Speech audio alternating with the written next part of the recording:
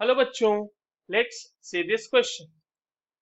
A compound X on reaction with Sn plus HCl gives compound Y, and Y on reaction with alcoholic KOH and chloroform gives a bad smelling compound Z, जो कि आपके पास जिसका formula दिया हुआ है C7H5N. The compound is.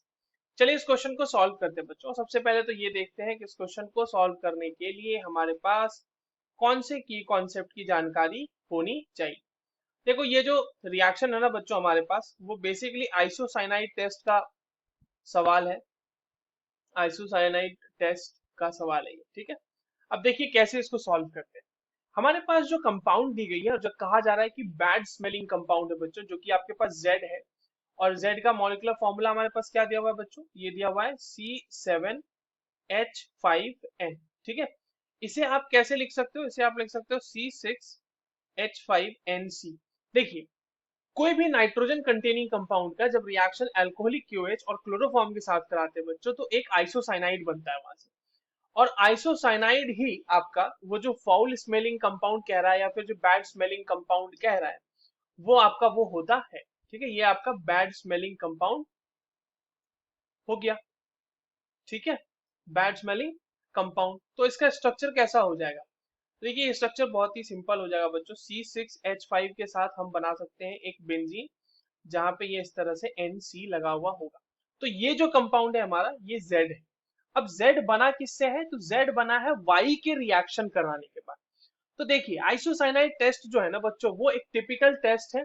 और किस चीज का टेस्ट होता है ये कंफर्म करता है प्रेजेंस ऑफ प्राइमरी अमाइन, ठीक है। प्राइमरी अमाइन के प्रेजेंस को कंफर्म करता है ये। तो कैसे बना होगा ये Z? देखिए, Z को बना देता हूं मैं यहाँ पे। आपके पास एक प्राइमरी अमाइन रहा होगा जिसमें कि एक कार्बन कम होगा। वो कार्बन आपका जो अब NC में लगेगा वो क्लोरोफॉर्म से आएगा हमारा, ठीक है। तो ये जो रिएक्शन होगी, एल्कोहलिक KOH और क्लोरोफॉर्म दैट इज CHCl3, ठीक है। यहां से हमारा बना होगा ये कंपाउंड NC। समझ में आई बात? ये आपका Z हो गया, ये आपका Y हो गया।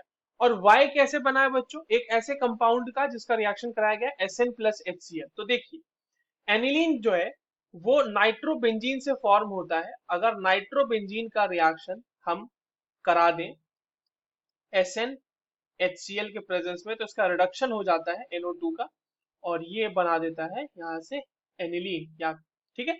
तो हमारे पास X क्या हो गया हमारा बच्चों? हमारा सॉरी, X ये नहीं हुआ, ये हमारा Y है, एनिलीन Y है हमारा।